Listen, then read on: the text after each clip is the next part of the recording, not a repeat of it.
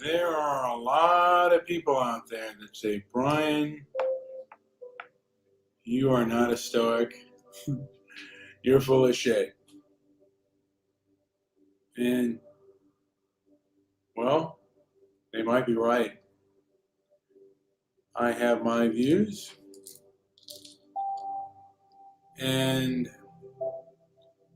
I guess I'm rather passionate about my views, even if they're wrong, or even if other people see them as wrong. I think I've thought long and hard, and I tell everyone that the way they can change my views is with logic and reason. I have yet to be taken up on that offer. So, or at least I feel that I've yet to be taken up on that offer with some of the views and things that I come up with and beliefs that I have. And some of them, perhaps, maybe in today's society are rather controversial, but I still believe that if a person convinces me with logic and reason, I will absolutely change my outlook. And a lot of people have a lot of bluster, and I'm one too. You know, I remember I got into a discussion with someone online, and I told them, in the end, you'll be back for food if you really want it. If you're poor enough, you'll be back for food. And the person said, I'll starve first. And my retort was, I'll believe that when I see it. Everyone thinks that they'll starve first, or they won't eat. They'll go hungry. No, you won't, man. You're not gonna go hungry. Um, I fasted for 5 days, almost six, but nearing that sixth day, about 3:30 in the morning, I couldn't even sleep, and man, I had to eat. So, and there are people that can go 40 days without eating.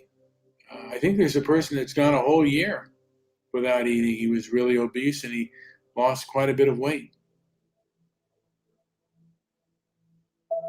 And for some reason, I haven't picked up the fasting thing yet. But I have had strong feelings about things, particularly about my father while he was alive, from my adolescent time till he was alive. And it was only after, unfortunately, it was only after he died until I kind of changed my perspective on him. So it was a traumatic event, not somebody talking to me, not their words.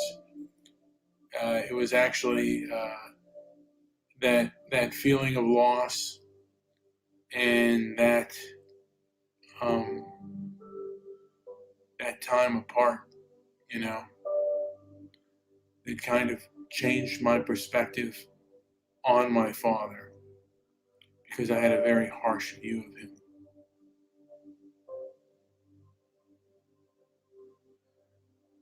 And I didn't necessarily have a harsh view on my mom, but I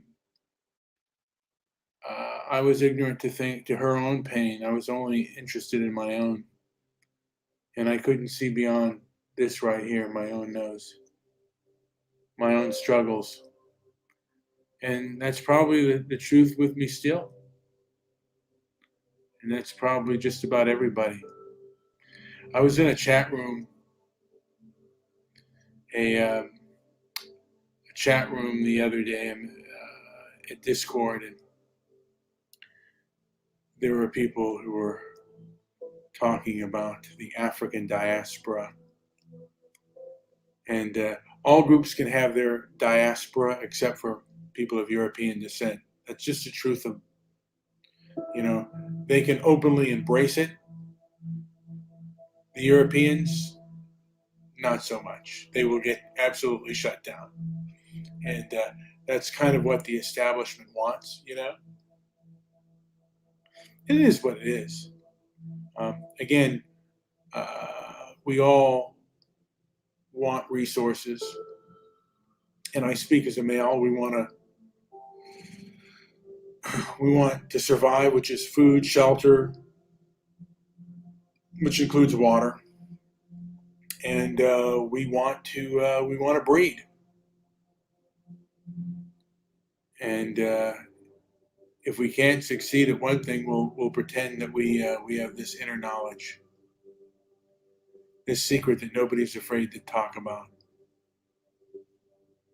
And there are a lot of people out there that think they have this inner knowledge on how the world works.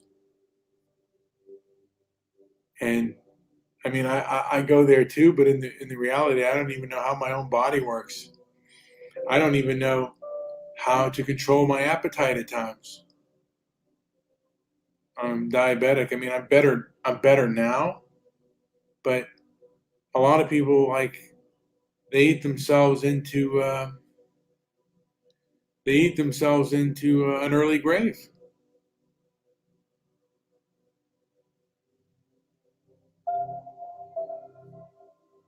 And for me, before I go out into the world, I want to know how I work as a human being. You know, my own food, you know, my own physiology. Some people think that being a minority or being a black or being an Asian is hell in America. Come on, man. In my opinion, cancer, having a body with cancer, no matter where you're at, is hell. Um, Having diabetes to a degree is hell, but it's probably not the hell that going through cancer and having to go through chemotherapy. That's probably even more hell.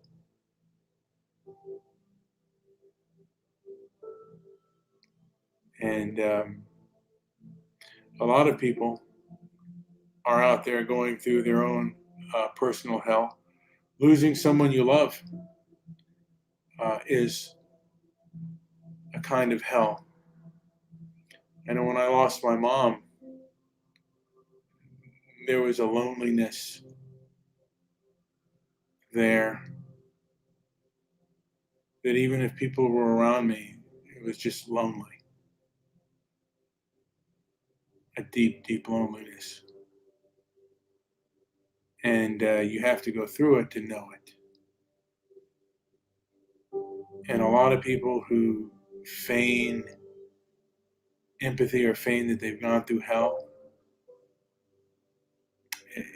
you know, it's hard for me to like someone who's fake, who's a fake survivor. Someone who's gone through cancer, someone who's gone through tremendous loss, I have empathy and I have kind of a connection with. Even those who disagree with me politically, there's a connection there.